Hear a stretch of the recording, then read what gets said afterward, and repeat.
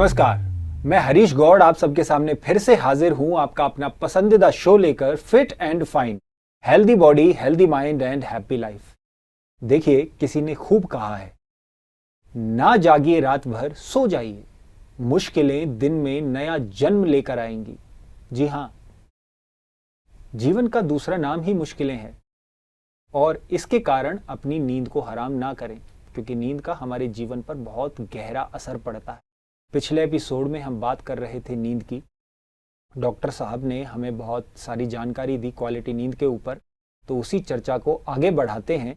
हर बार की तरह स्टूडियो में डॉक्टर सतीश गुप्ता जी आज फिर से हमारे बीच में मौजूद हैं। तो आइए डॉक्टर साहब का स्वागत करते हैं। डॉक्टर साहब, आपका बहुत बहुत स्वागत है। नमस्कार डॉक्टर साहब, आपने पिछली बार नींद के बारे में बहुत सारी जानकारी दी, तो मुझे लगता है कि और भी कुछ अगर आप बताना चाहें, जानकारी देना चाहें नींद के बारे में, जो हमारे दर्शक इम्प्लीमेंट कर अपने जीवन में अपने जीवन को खुशहाल बना सकें, अच्छी नींद ले सकें, तो और भी कुछ जो आप बताना चाहें या जो भी जानकारी आपको लगता है कि ज़रूरी है।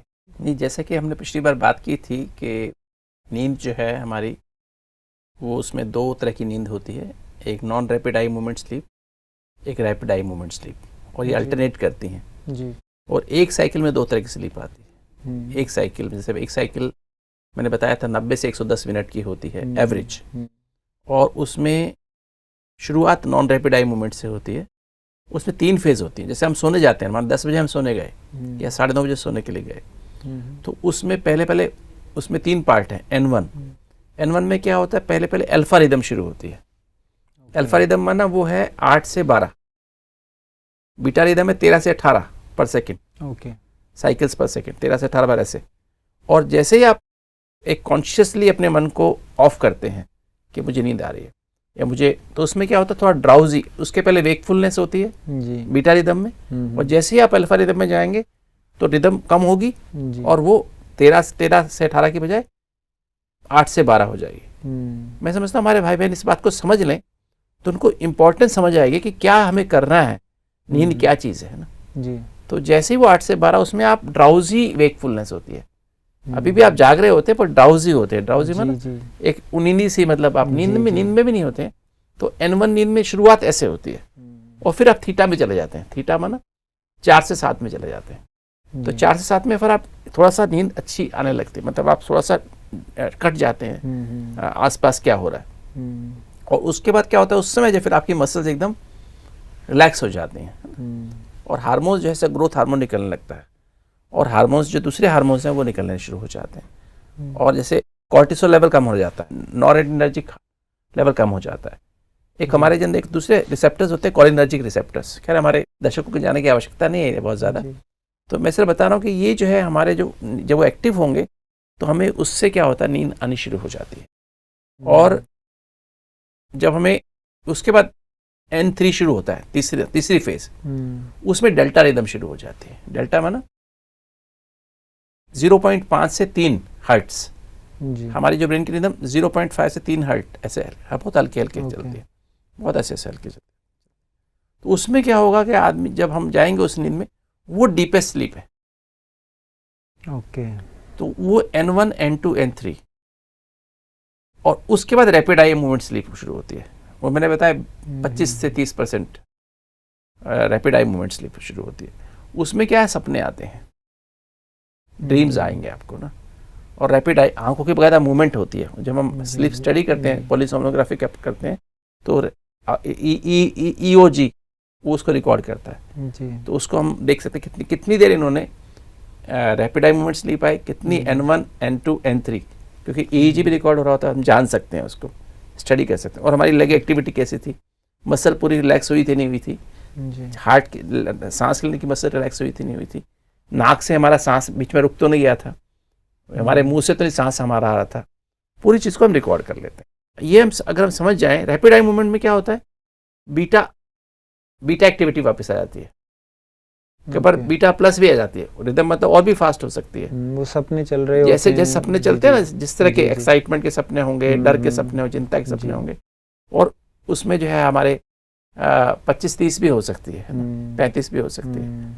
और उसमें पर एक सबसे अच्छी बात है कि हमारे जो कि हमारे एटोनिया होता है, मसल्स में जान नहीं होती है, पैरालाइज मसल्स होती हैं। अगर मसल्स एक्टिव हो तो आदमी चल पड़े उस मूवमेंट के साथ और गुस्सा भी कर ले, है ना, इसको मार भी दे, पर वो सपने बिल्कुल एक मेंटल लेवल पे ही चल रहे होते हैं। और नॉर्मली वो जो होता है जो सप्रेस्ड एक्टिविटीज होती हैं दोपहर की, जो दोपहर में दिन में सारा दिन में सप्रेस्ड एक्टिविटीज हैं।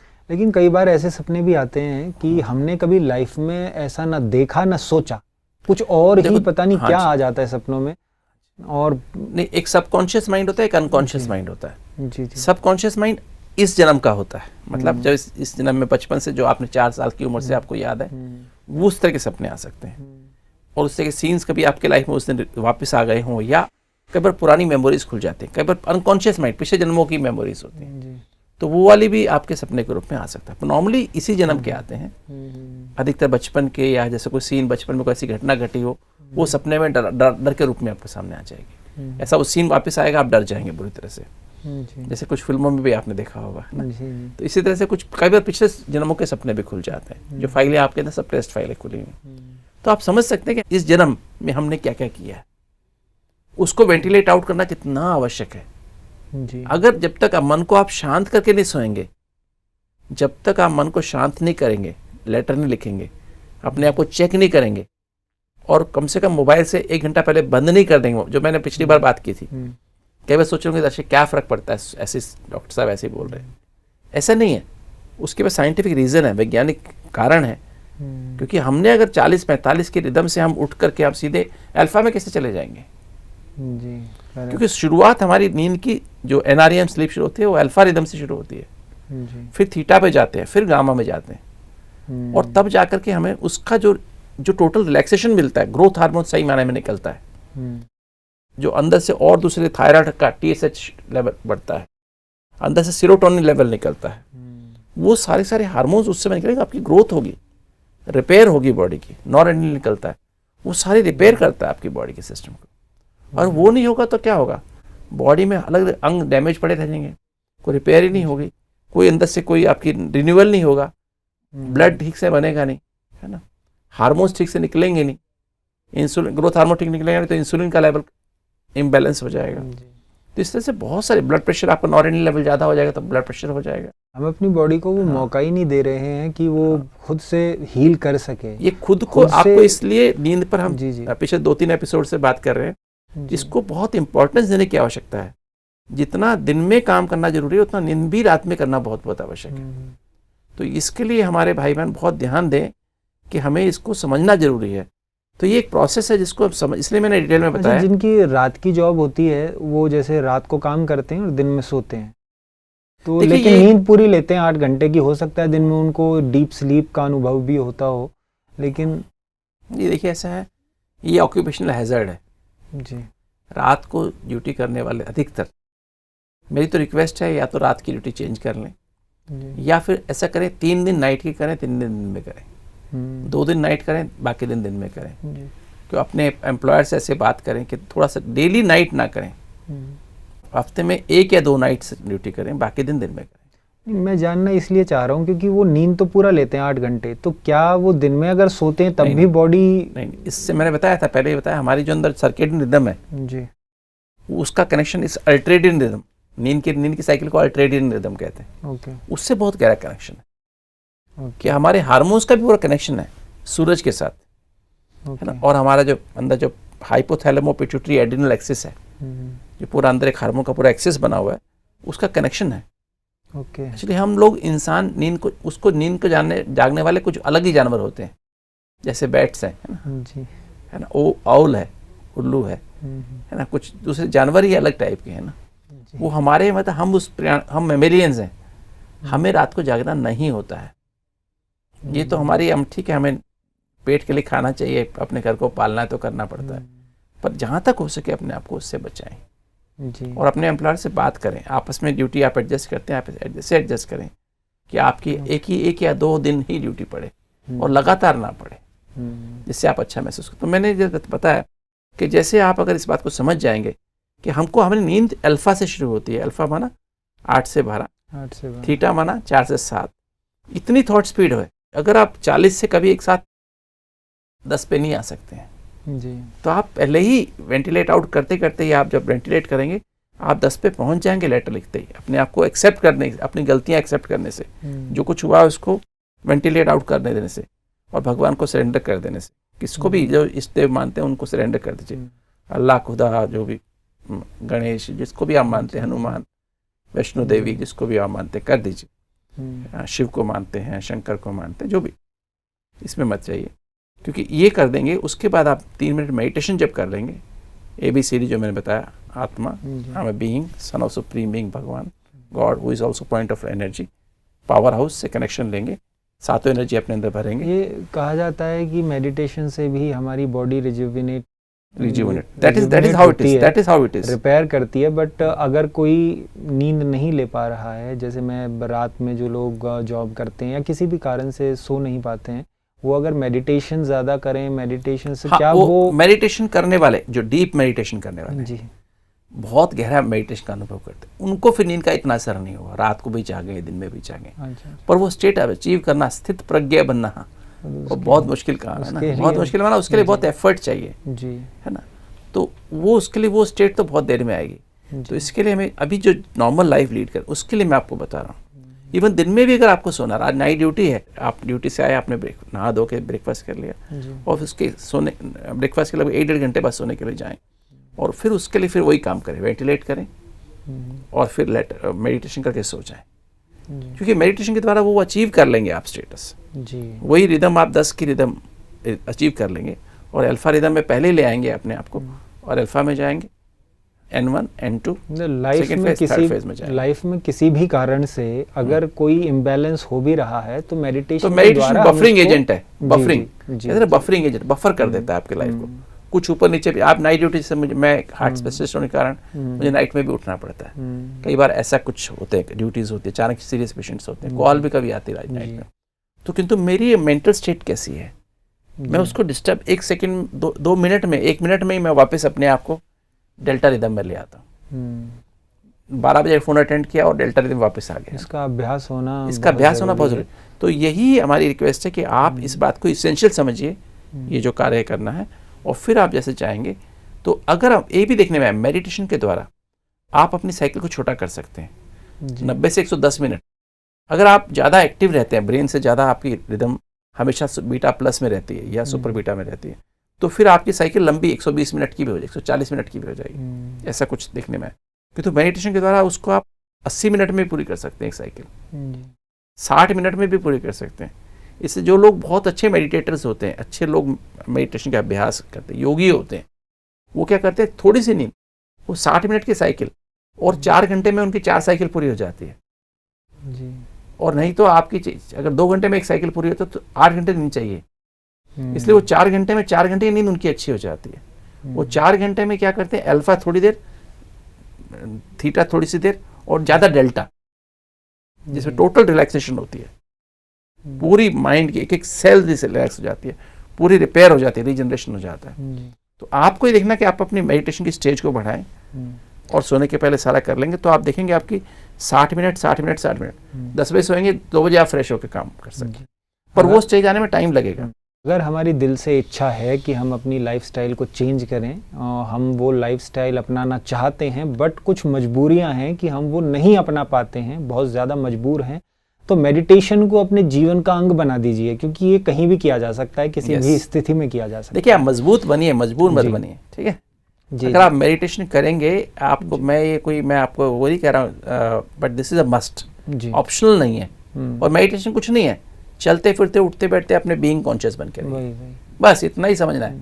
Twinkle twinkle little star, how I wonder what you are, ये करने के बजाय twinkle twinkle little star, now I know who I am ji.